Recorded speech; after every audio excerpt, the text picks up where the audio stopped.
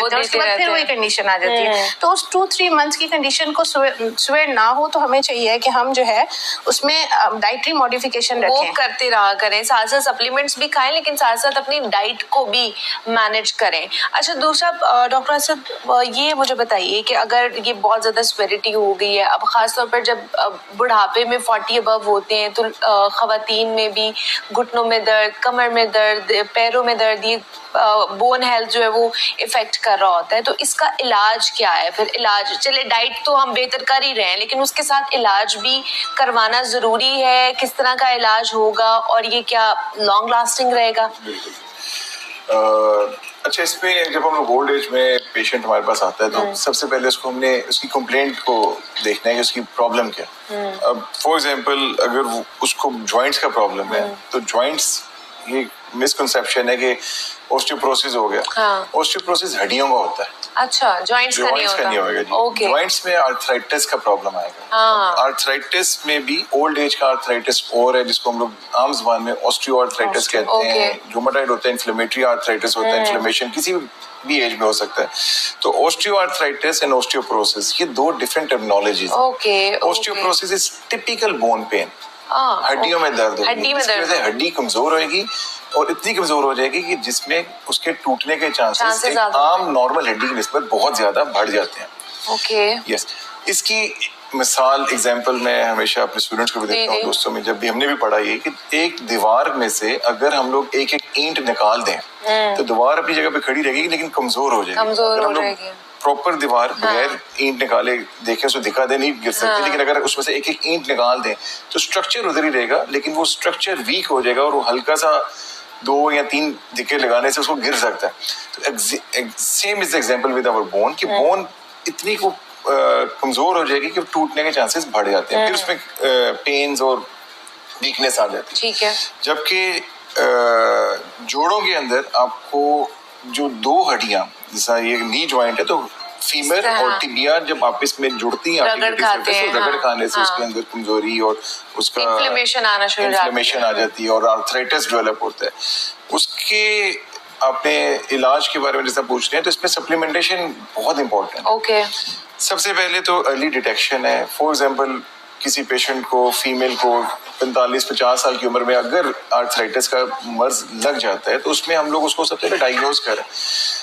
सबसे जो हमारा मेन वेट बेरिंग जॉइंट है वो नी जॉइंट है। तो सिंपल एक्सरे दोनों घुटनों का खड़ा करके या वेट बेरिंग करवाने से हमें आइडिया हो जाता है कि इसका घुटना किस स्टेज पे है। इनिशियल स्टेजेस के ऊपर सिंपल हम लोग उसको नी प्रोटेक्शन, नी सपोर्ट देना शुरू कर देते हैं। हम उसे कहते हैं यार घुटने के ऊपर ये नी कैप चढ़ा लो चलते फिरते, इससे आपकी नी स्ट्रेंथन अप हो जाएगी, इसमें आपकी अलाइनमेंट ठीक रहती है। ठीक है। देन बर्फ, आइसिंग का बहुत अच्छा इम्पैक्ट आता है। आइस पैक्स के साथ कोल्ड स्पॉन्जिंग, आइसिंग करने से घुटने के अंदर दर्दों में काफी फर्क पड़ता है। थर्ड जो सबसे इम्पोर्टेंट है दैट इज एक्सरसाइजेस। अब घुटने के लिए हम लोग आइसोमेट्रिक नी एक्सरसाइजेस, जिसके अंदर स्ट्रेचिंग, स्ट्रेंथनिंग एक्सरसाइजेस है, क्वाड्रिसेप्स हैं, हैमस्ट्रिंग्स हैं, इनकी स्ट्रेंथनिंग करने से आपके जो मसल्स हैं वो टोन अप रहते हैं और उसको जॉइंट को आर्टिकुलेटिंग सरफेस उसकी नॉर्मल रखते हैं। फिर अगर हम लोग दवाई की तरफ आते हैं तो बहुत अच्छे सप्लीमेंटेशन आ चुकी हैं, लेकिन ये सब हमें एक्ट कर रही है इनिशियल स्टेजेस के ऊपर। ठीक है। इनिशियल स्टेजेस है कि ग्रेड 1 के ऊपर हम लोग उसको कर लें ताकि हमारा घुटना खराब होते में, जैसा हमने कहा, रिप्लेसमेंट की तरफ ना जाए। हमारा रिप्लेसमेंट होता है ग्रेड 4 के ऊपर। ठीक है, बिल्कुल एंड पे, कि जब आपका बिल्कुल ही नकारा हो गया, 100% डैमेज हो गया, now we should go for a totally replacement. हमारा एम एज अ डॉक्टर या एज अ सर्विस प्रोवाइडर ये होता है कि हम लोग जितना अर्सा इसको लिंगर ऑन कर सकें। इसमें आजकल एक लेटेस्ट हम लोगों ने स्टार्ट किया है प्लेटलेट रिच प्लाज्मा थेरेपी, जिसे पीआरपी कहते हैं। ग्रेड 1-2 में PRP has an excellent role. Yes, उसके साथ क्या होता है कि कार्टिलेज की डीजनरेशन को वो रोकता है और रीजनरेशन का प्रोसेस स्टार्ट रखता है। तो ये चीजें, फिर आपने सप्लीमेंटेशन पूछा तो उसमें ग्लूकोजामिन्स, कोंड्राइटिन्स, हाइलुरोनिक एसिड, एमएसएम, कोलेजन्स का कॉम्बिनेशन बहुत इजीली मार्केट में अवेलेबल है, ओवर द काउंटर अवेलेबल है। ग्रेड 1 में इसका बहुत अच्छा रोल है। वो ये सारी चीजें जो ये तभी होगा जब आप डॉक्टर के पास जाएं, या आप न्यूट्रिशनिस्ट के पास जाएंगे। उसका डायग्नोसिस आपका बने और देन। अच्छा, इसमें मैं सॉरी एक चीज और ऐड करूंगा कि हमारे माशरे के अंदर एक स्टडी भी हमने कंडक्ट कराई यहाँ पे पंजाब रेंजर्स टीचिंग हॉस्पिटल में। उसमें हमने देखा कि नॉर्मल जो हमारे पास फीमेल्स आती हैं उसमें अगर हम लोग विटामिन डी का टेस्ट करवाते थे तो vitamin D is almost 72% Yes. deficient in females. Okay अगर 100 पेशेंट्स हमने डाटा हाँ। लिया तो 72% में विटामिन डी डेफिशिएंसी थी। सही। अब विटामिन डी का test itself is an expensive test, Expensive है, तकरीबन हाँ। 4800 मतलब तक 4 से आता है, 5,000 तक हाँ, ये टेस्ट हाँ। होता है।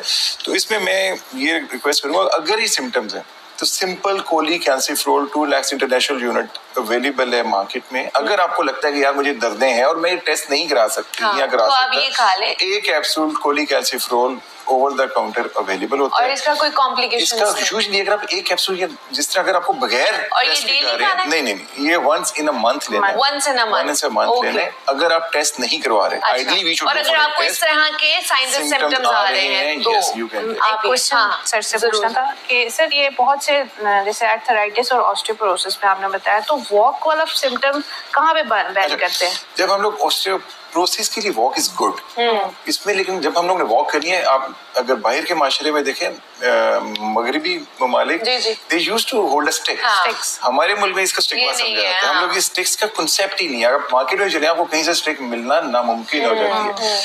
तो ऑस्टियोपोरोसिस में भी आज कि यार एक स्टिक Stick यूज के कर साथ लो, use कर। आपको एक प्रोटेक्टिव वेट बेरिंग मिल जाएगी और आपको मदद करेगी। और उसमें बहुत अच्छी वॉक। लेकिन आर्थराइटिस के मरीजों में मैं हमेशा मतलब हम लोग मना करते हैं कि वॉक करने से आपका घुटना और घिसेगा। उसके उसमें लिए walk नहीं करना है। उसके लिए बेटर कि आप साइकिलिंग करें या स्विमिंग करें या कोई ऐसी जिसमें आप जैसे एलिप्टिकल्स होते हैं, दे आर गुड। ठीक है। वॉक से आपको Okay. अगेन सारा वेट आएगा, अगेन आपको वो ज्यादा कंपार्टमेंट ठीक है। जो आपका आज का ठीक है, टॉपिक जी। है ना, वो यही है। देखें आपने जैसे कहा 40s में अगर अच्छा हाँ। करें, 40s में अगर हम अपनी ये विटामिन डी कैल्शियम अच्छा अगर मेंटेन रख बेहतर सकेंगे करेंगे तो आगे जो है ना हमारी लाइफ बेहतर easy हो जाएगी, वरना हम पे डिपेंडेंट रहेंगे बाकी लोगों के ऊपर या बाकी चीजों के Yes. ऊपर। तो उससे बचना है हमें। हमारे साथ डॉक्टर हिबा उस्मान मौजूद हैं, डॉक्टर असद अली मौजूद थे। आप दोनों का बहुत शुक्रिया कि आप दोनों यहाँ पर आए और इस पर हम बात कर रहे थे। यहाँ पे ब्रेक लेते हैं, मिलते हैं इस पर।